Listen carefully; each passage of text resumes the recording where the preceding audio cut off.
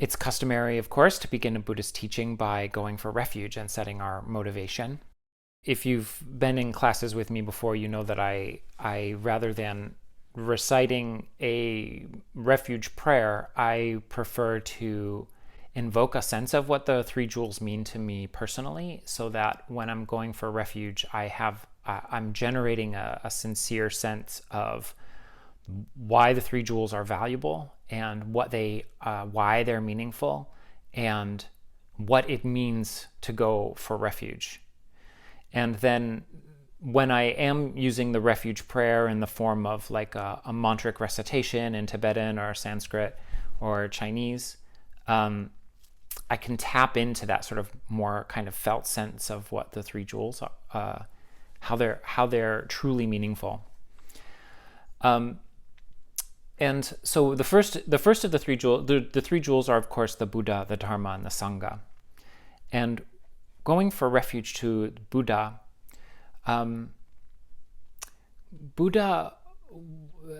Buddha was a person who lived 2,500 years ago, and he's a person who turned away from a life of leisure and luxury to pursue a life of meaning, of cultivating meaning and finding deep meaning in life. He wasn't interested in material comforts or material success. He wanted to explore deeply what the source and the origin of the human condition is. And he made the great discovery of nirvana, the end of suffering. Buddha set the sole marker of looking for the origin of suffering, and his goal, his purpose, was to find a permanent end to suffering.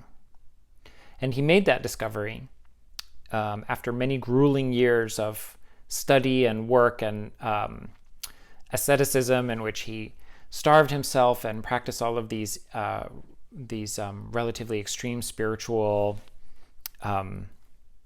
restrictions that were in vogue at the time. And so when I think about that,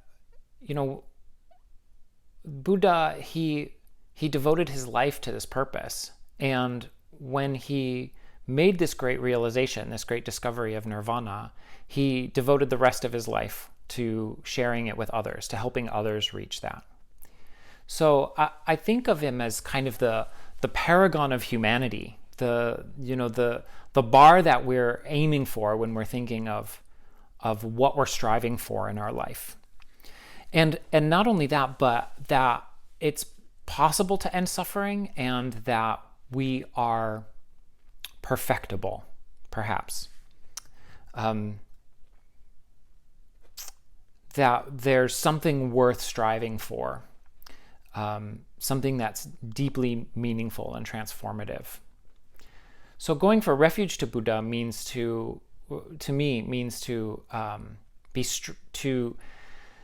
know that there's this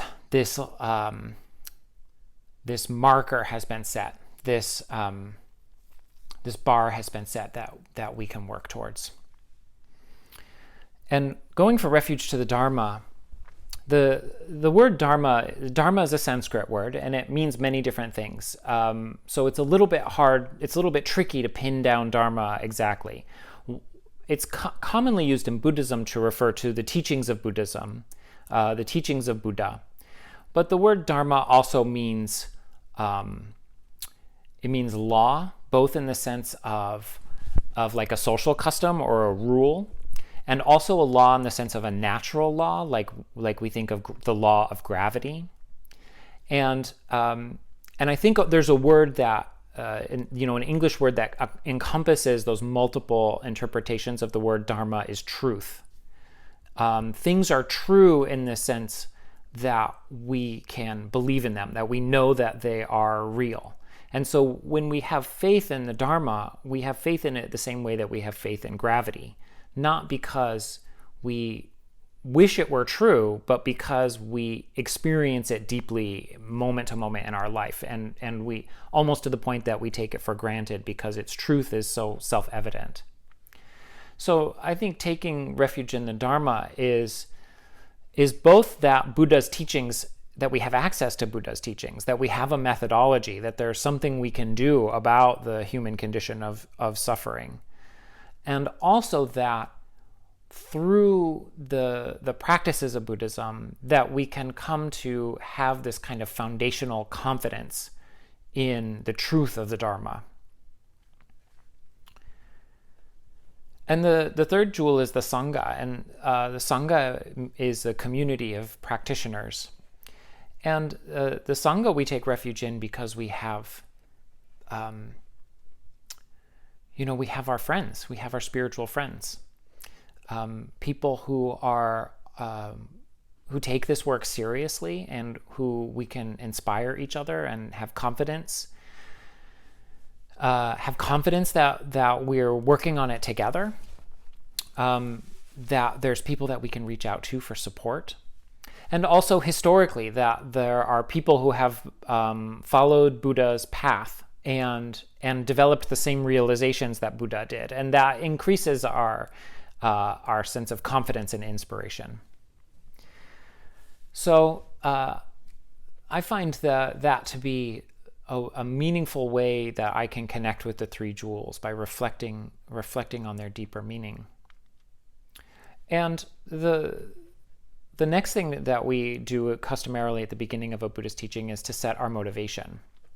And this is a Mahayana center, and so that means we are following the Bodhisattva path, the path of ending suffering, not just for ourselves, but for others as well. And so when I think about my motivation, I'll be frank that, what draws me to Buddhism is that it speaks directly to suffering and the causes of suffering and the solutions to suffering. And that's something I'm very interested in because I would like to end my suffering. I would like to reduce and eliminate suffering. But it's also true. So in that regard, my motivation is selfish. It's not a harmful form of selfish, but it's a self-interested form of selfish. But in the Mahayana, we're also pointed to that ending our own suffering is not sufficient truly to end suffering, that we would not feel satisfied with our own equilibrium and nirvana if we were still navigating a world of others who are still suffering. And so the Mahayana is saying that it's worthwhile, that the arhat path of seeking nirvana for yourself is valid and relevant and useful and helpful and necessary. And also that even once we attain nirvana for ourselves, we will still see that there's more work to do. And that we should remember that our work in the world is to help others alleviate their suffering and ultimately to eliminate their suffering. So when we draw up that motivation, that it's worthwhile to be working towards ending our own suffering. And also that we are wanting to be actors and agents in making the world a better place. And so this course, How Karma Works, is directly oriented towards that goal, because we are looking at how causation works. We're looking at why things are the way that they are for us, and also what are the actions that we can take to improve our condition. I think there's 3 or 4 main sources of information for studying and learning about Buddhism. And the first one are the sutras, or suttas. Sutta is a Pali word and sutra is a Sanskrit word. And the suttas are the recorded words of Gautama Buddha. So his immediate followers collected what he said, and they transcribed it. Buddha didn't write anything, of course. He just talked to people. People came to him for advice, and he explained his perspective and explained to them what they can do to reduce or eliminate their suffering, kind of on a case-by-case basis. And so his many followers took everything that he said and they wrote it down. And that's collected in a canon of literature called the sutras. The second are the commentaries on the sutras, which are not just commentaries, but also philosophical extrapolation, philosophical speculation. In Sanskrit, these are called shastras. So you have the sutras and the shastras. The sutras are the words of Buddha, and the shastras are what subsequent generations of philosophers and thinkers and meditators have had to say about Buddhism. And that's where the proliferation of all of the different schools of Buddhism comes from, because also amongst the shastras are these kind of debates, these back and forth where people are saying, well, I think Buddha meant this, and other people say, well, I think Buddha meant this, and then we kind of hash it out, you know? And so, you know, whereas the sutras were recorded over the 40 years of Buddha's life, we have 2,400 years of shastras, right? Generation after generation of people writing about Buddhism, and that process continues. But the shastras, by and large, are considered authoritative. The shastras are literature that serious practitioners and serious scholars of Buddhism kind of put their own spin on it. The third is the third source of information about Buddhism is the lineage, which is to say that Buddhist teachers and scholars and meditators, you know, have been teaching one generation to the next since from Buddha's time up to the present day. And in that sense, we have this living tradition, right? The shastras, the sutras and the shastras represent kind of snapshots in time. We can look at what people were thinking about, what people were saying about Buddhism at these different points in history. But the lineage is this living, flowing process of Buddhism, of Buddhist teachings that continues up into the present moment. And so the shastras, I mean, what the lineage is constantly being updated, whereas like the teachings of Buddhism, like the basic core tenets, the basic core principles, are more or less the same since Buddha's time. But the way that they're taught, the flavor for the culture and the time that they're in is constantly flowing, constantly changing, constantly being updated. And that's what keeps Buddhism relevant. It also contributes to the proliferation of different schools, because when two people teach Buddhism different ways, they kind of, you know, different people resonate with that differently. And so we have these kind of different groups or sects or lineages, but they all can trace their pedigree back to Buddha through this ongoing process. So the fourth, I say, is the fourth source of authentic, meaningful information about Buddhism is your own personal experience. Buddhism is not, the teachings of Buddhism are not, you know, dry philosophy. They are living philosophy. And in fact, Gautama Buddha, during his life, he cautioned people against trying to form a philosophy or a religion or a school of thought around his teachings. Buddha said that he said about himself that he was a physician, and his teachings were the medicine. And each person that he was speaking to was a sick person who needed the medicine. And his job as the doctor, Buddha's job as the doctor, was to give the right medicine to the right patient at the right time. And that's something that it really requires the insight of a Buddha to be able to see right at the heart of what a person needs and be able to give just the right tweak and like give them just the tool that they need to practice. And so if we're fortunate enough to have a living Buddha in our life, then we can gain that, we can benefit from that wisdom, from that insight. But if we don't, we instead have this range of thought experiments that Buddha laid out for people, and that the subsequent generations of Buddhist practitioners have also developed. With great proliferation. There are massive, there are, in one school of Buddhism I studied, they said there are 84,000 Dharma doors, which is a metaphor for every person has their own practice that's going to work for them. And so we should be, our goal as Buddhist practitioners is to figure out what the practice that's going to open us up, that's going to work for us personally. And also, not try to just fit into a box that somebody else says, Buddhism is practiced like this, and then you try to be a round peg in a square hole and fit into their explanation. I mean, try it on, right? We want to experiment and find out, right? We have all of these different possibilities, and we want to work with them.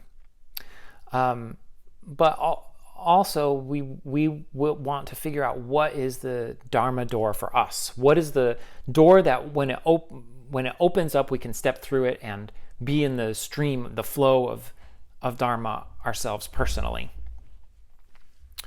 So, and also, Dharma is only real, really, when we produce the realizations in our own mind stream.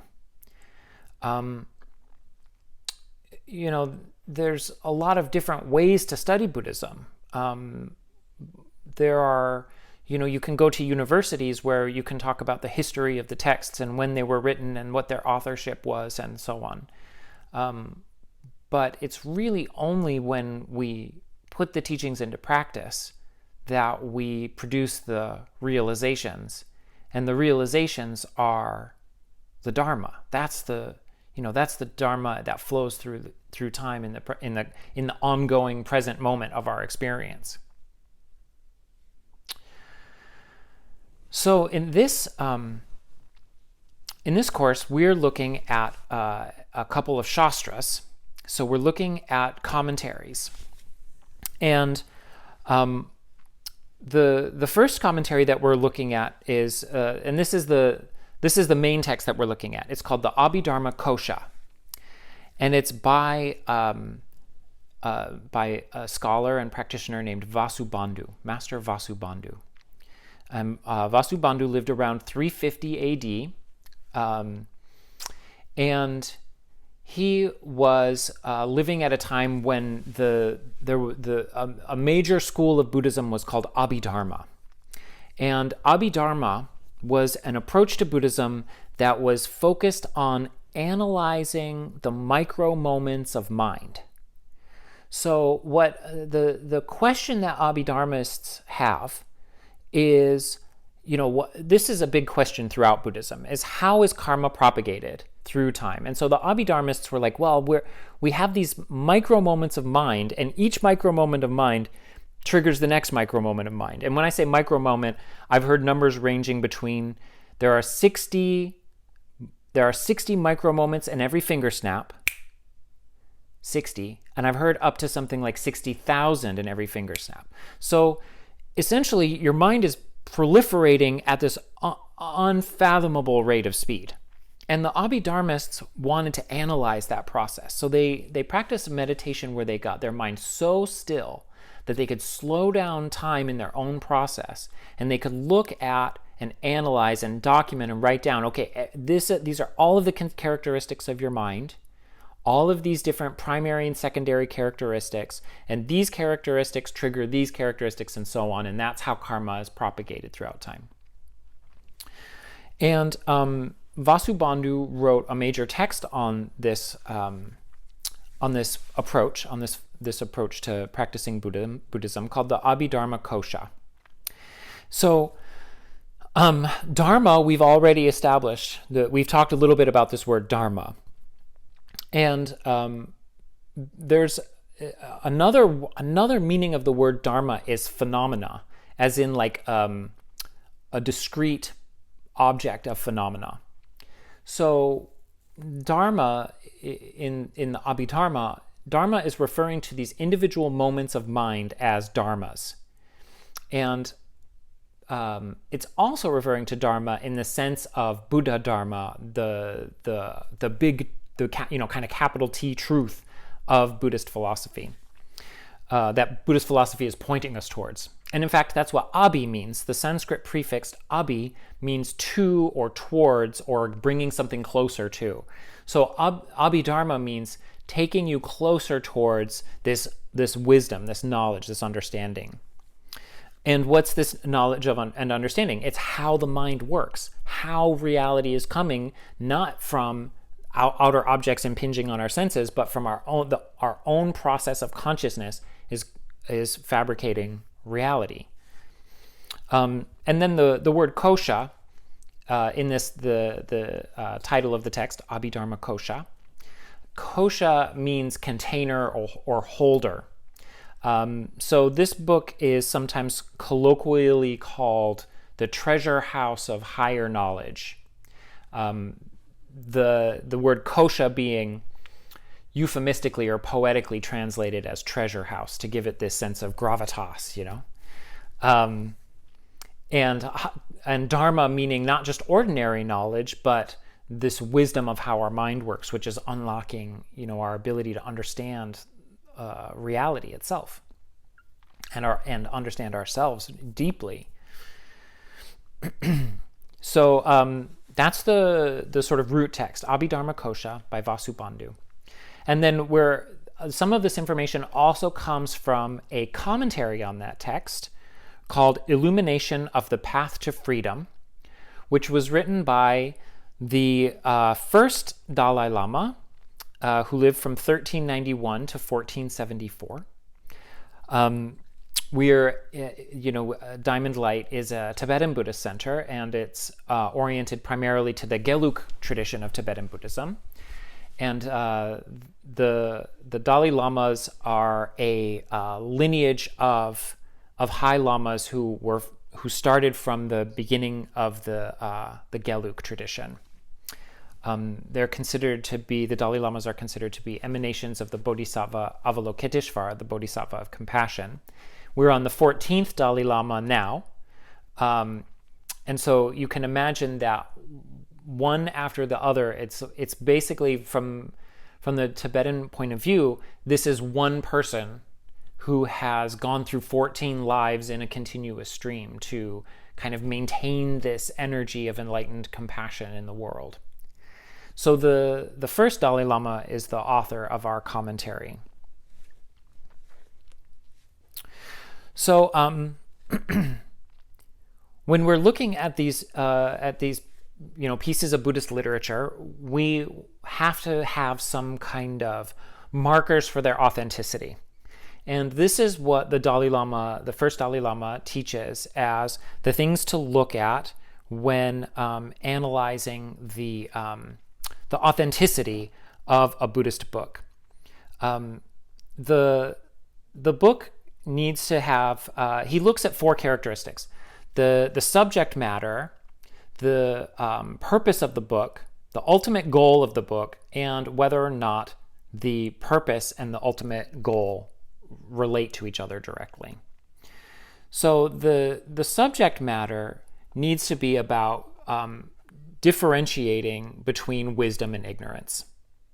According to the Dalai Lama, this is the thing that we're looking for in a book. Does this piece of literature, does this book, Buddhist text, help clarify how to move from ignorance to wisdom? The purpose of the book is to help the reader develop this type of wisdom for the purpose of ending their suffering. The ultimate goal of the text is to lead one to nirvana. So this kind of distinction that I've been making is that Buddha taught people how to reduce their suffering and ultimately how to end their suffering. And that's what the difference between the purpose and the ultimate goal of the book. Does the book teach you how to reduce your suffering And is it also teaching you how to ultimately eliminate suffering by working towards nirvana? You can imagine that there's a book that teaches you how to relieve your suffering in the short term, but not actually leading you towards nirvana in the long term. That's why the book has to be teaching wisdom, how to understand and operate your mind. And so that's the relation, is this fourth quality that the Dalai Lama said, that the text, that the purpose of helping you alleviate your suffering and the ultimate goal of ending your suffering and attaining nirvana, that the methodology for both of those goals is the same. So we're looking at this because this is how the Dalai Lama, the first Dalai Lama, is in his commentary on the Abhidharmakosha, presenting to us a book that meets his criteria for a piece of authentic Buddhist literature, an authentic Dharma text.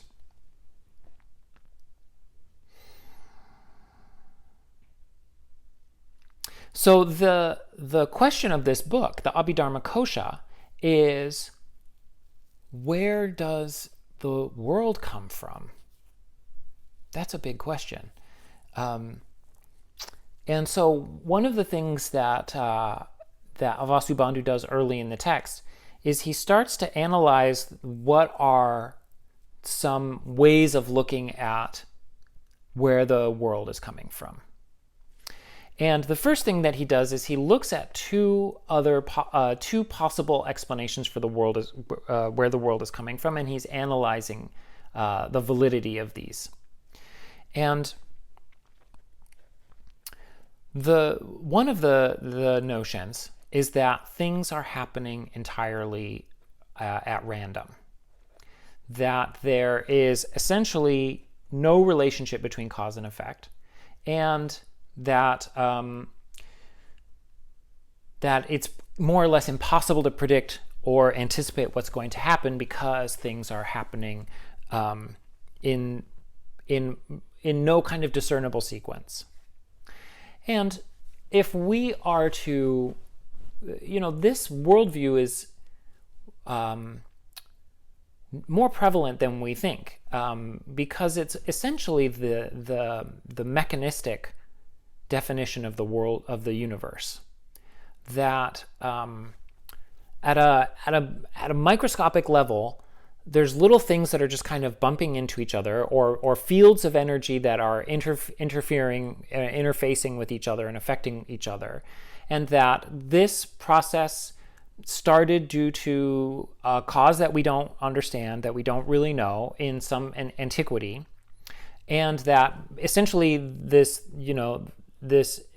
initial event that created our universe, which we don't know what caused it, itself has just propagated this sort of outpouring of energy and matter that has been continuing on for billions of years into the present day.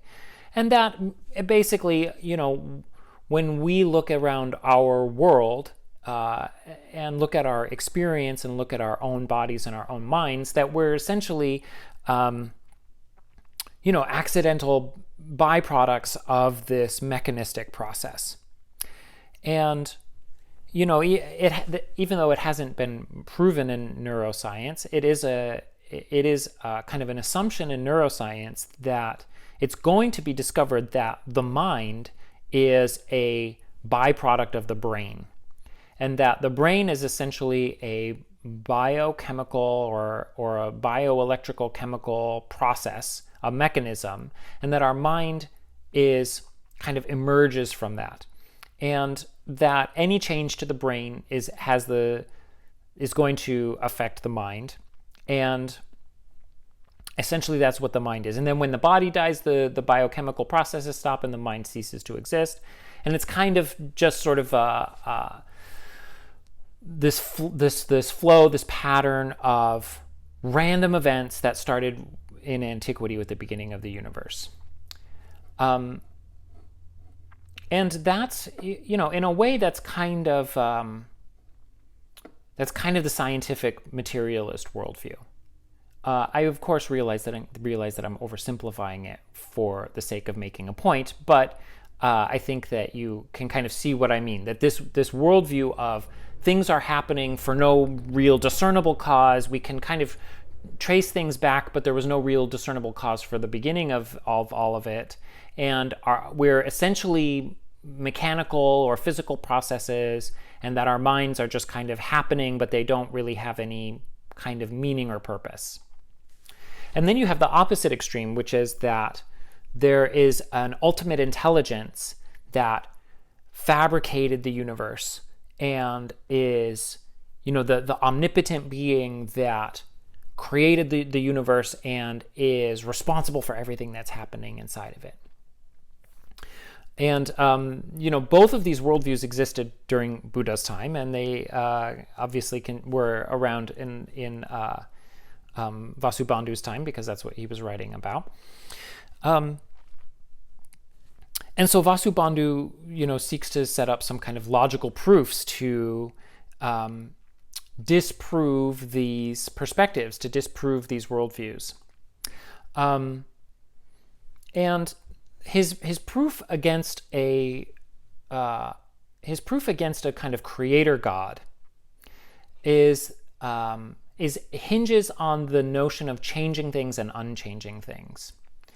So he essentially we can see that things are constantly in a process of change, and it's kind of a Buddhist truism that change is the only constant, and that nothing is never not changing. That change is an ongoing, continual process, and in fact, the only thing that we can say that for sure about things is that the things are in the process of change. And so when we are looking at this idea of a creator God, the idea of the creator God is an omnipotent being who exists outside of the universe that they created. And because the creator God is omnipotent, it can do everything. But somehow it also is this ultimate consciousness that's not changing, because if it were changing, its omnipotence would be in flux.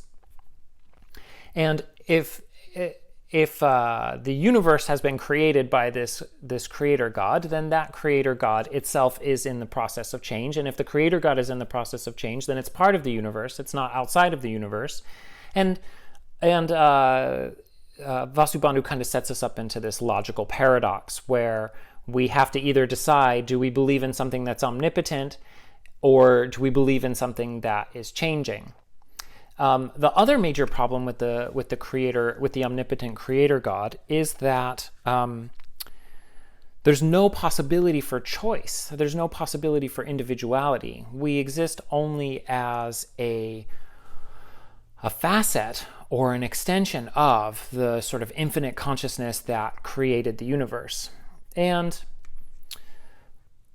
essentially, we don't have any free will. We don't have any ability to make choices for ourselves. And that removes all possibility for ethics or values or kind of good, the whole kind of question of good versus bad actions is taken off the table, because I don't have any free will. I don't choose what I'm doing. I'm merely willed to do the things that I do by the creator God, because the creator God is omnipotent. If the creator God isn't controlling everything that I do, then we couldn't say that the creator God is omnipotent. And then that sets up another kind of logical paradox.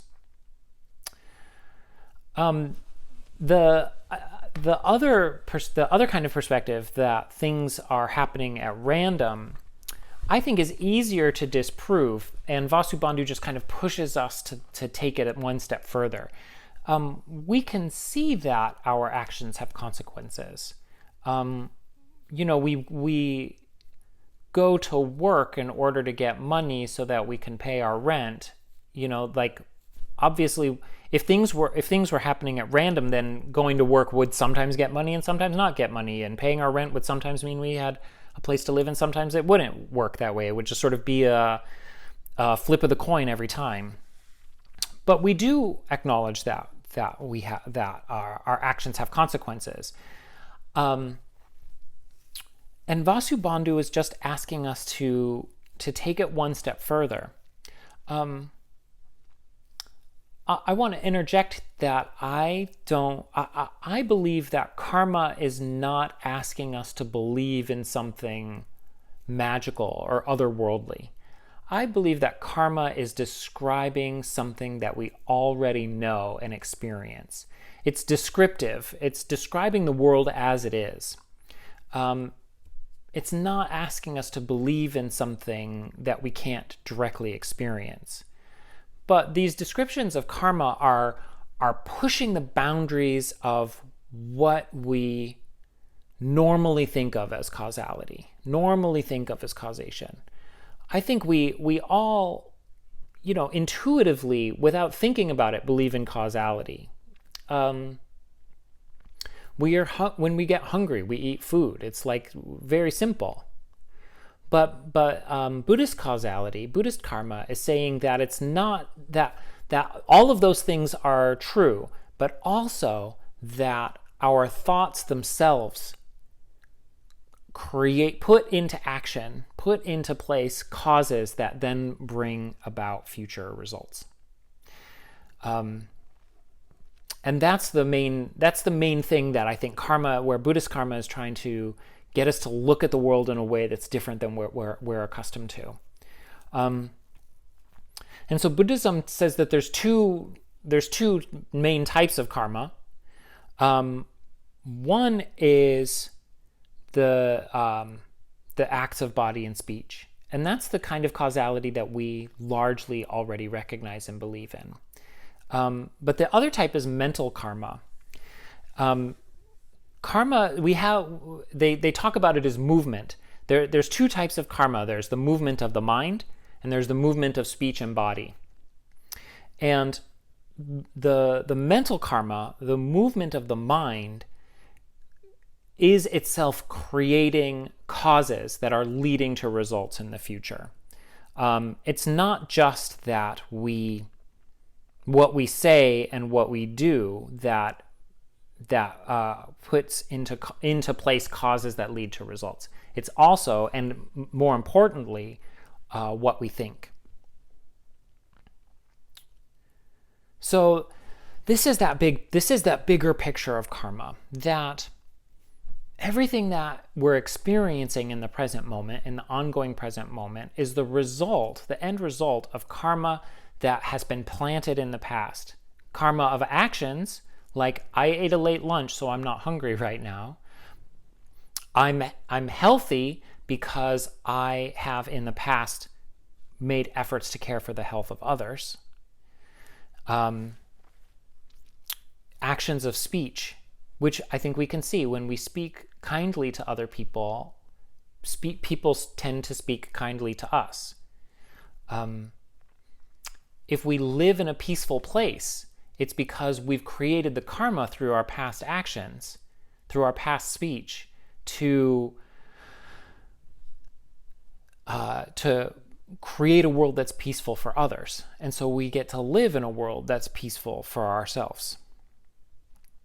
And also the way that we think, the way that we use our mind in the present is the result of the ways that we've used our mind in the past.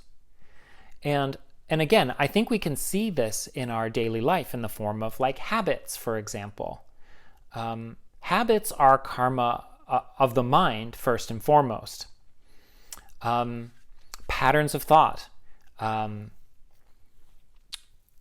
we have, I don't know if it's just me or if it's everybody, but I have these kind of memories that come up frequently, or these old stories that come up frequently, and those stories kind of start to influence or create the kind of personality that I have, because I think of myself as a certain type of person, because I have these memories of myself doing these kinds of, having these experiences and doing these kinds of things. And that's a pattern. It's not something that I kind of have the volition to like completely recreate in any moment, that I could just be a completely different kind of person because I can just end that old thought, those old thought patterns, and introduce new thought patterns and have everything be totally different. Like why I am the way that I am is because of who I was, and who I was is creating who I am. Now, Buddhism says, okay, that is a process that has an infinite scope, or maybe a nearly infinite scope.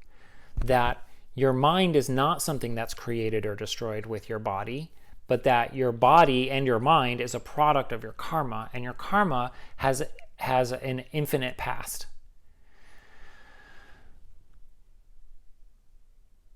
So I exist in this infinite, I don't know if it's infinite, right? That's kind of metaphysical explanation, a metaphysical speculation.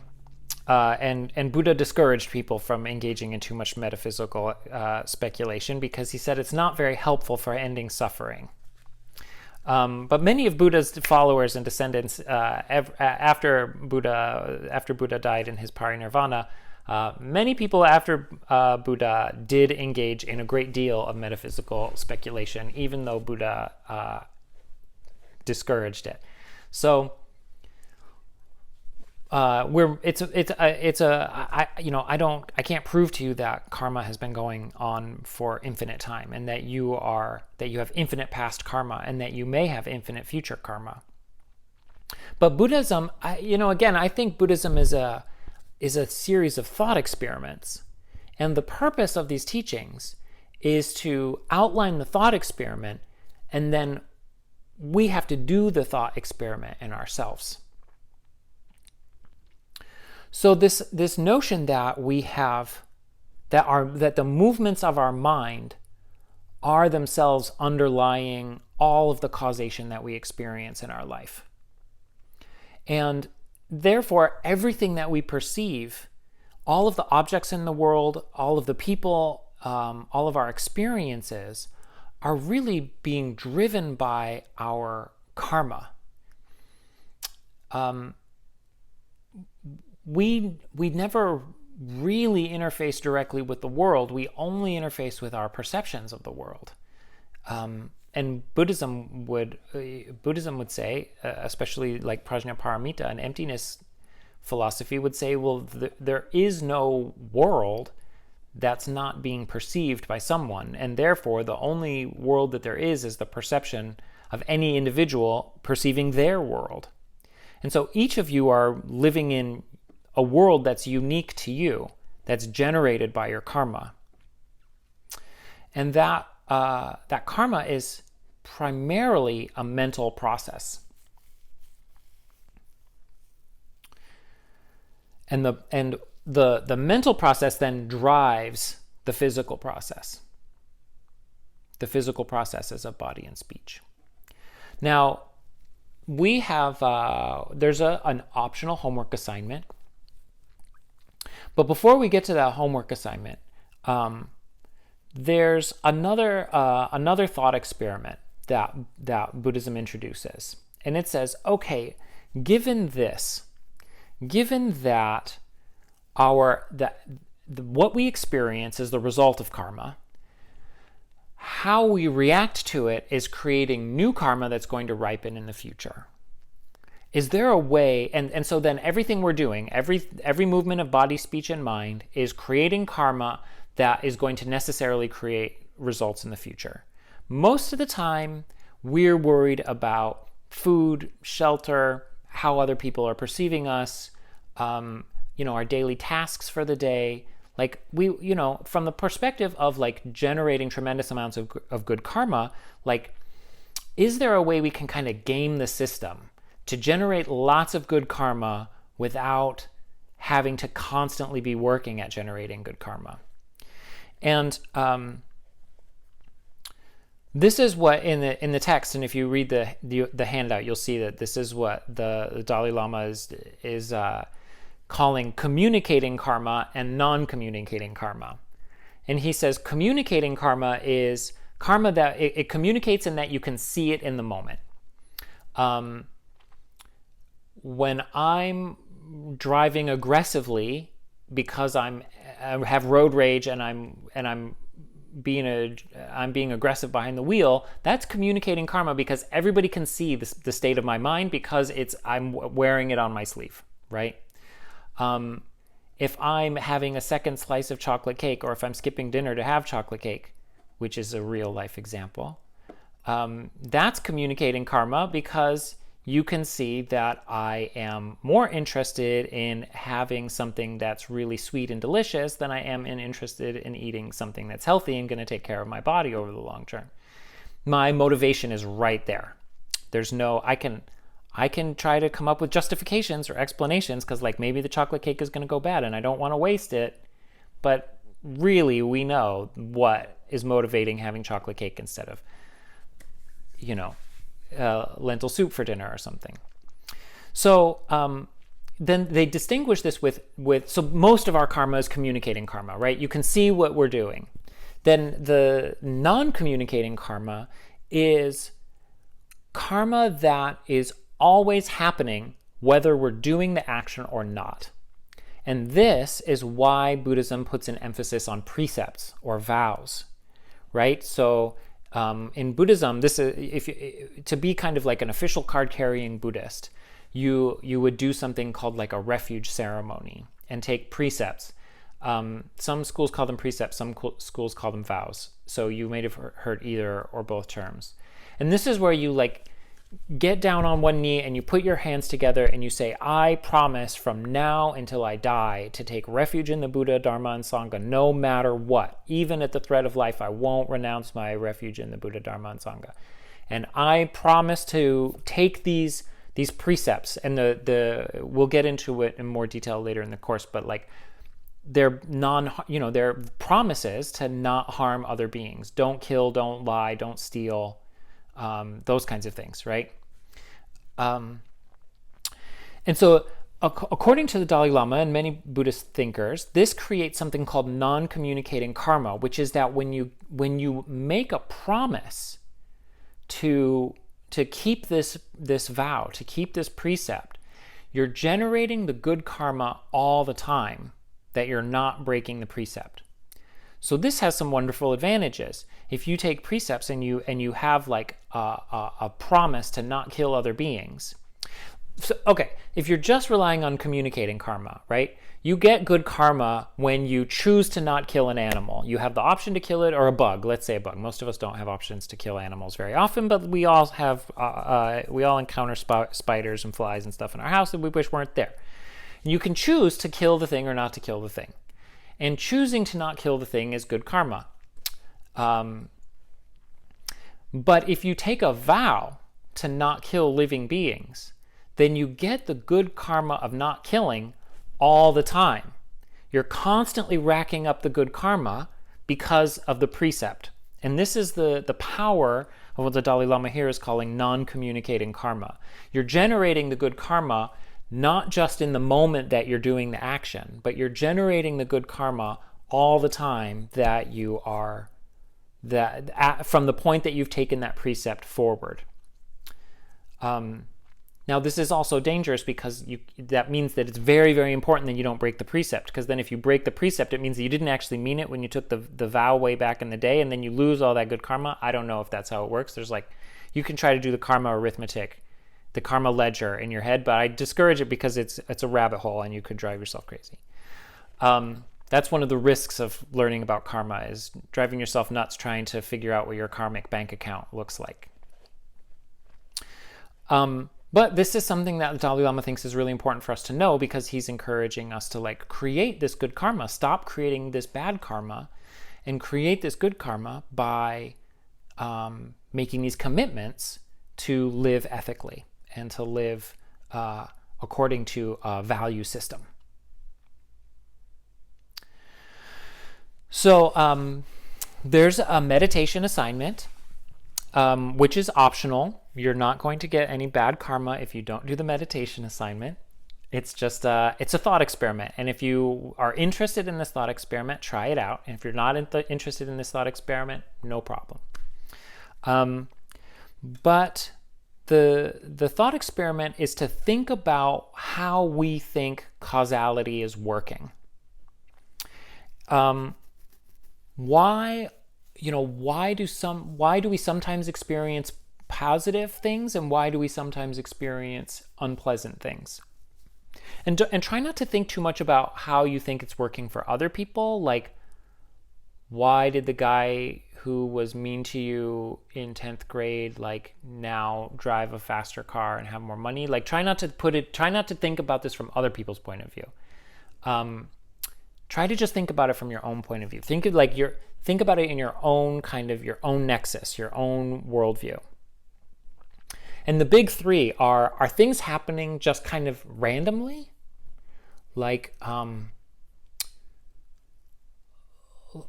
I sometimes good things happen and sometimes bad things happen, but there's not really any kind of like underlying reason for it. Is somebody in charge? The second worldview is there an omnipotent creator being who's micromanaging everything in the universe? Is that the way that I want to think about how the world is working? Or can we accept this karmic perspective, which is that everything is happening for reasons? That there is like a refractory process in which the actions of our thoughts, of our speech, and of our bodies have over a long period of time have created these kind of ripples, and we're experiencing the ripples coming back at us in all of these varying ways. Now, a caution in this is that the easy way to avoid doing this exercise is to, and I'm afraid that this is largely how I live, and maybe you'll identify with this, is that it's sort of a combination of the three. Sometimes things just happen. Who knows why? Sometimes things are like, sometimes there's divine intervention, and like, we pray to God to like intercede on my behalf, and it like works sometimes.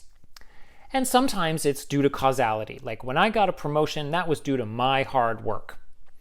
But when like the other person gets the promotion, like who knows? Stuff happens. I don't know.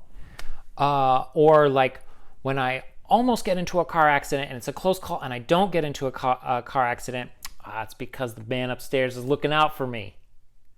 And we just sort of like pick and choose which worldview fits with the given circumstances. But that's a chaos. And so what this thought experiment is asking us to do is to try to hone in as much as possible on how we think the world is working, how we see this process of the universe happening, and to see if we can adopt this idea of karma, this idea that the reason things are the way they are is because of my own choices in the past.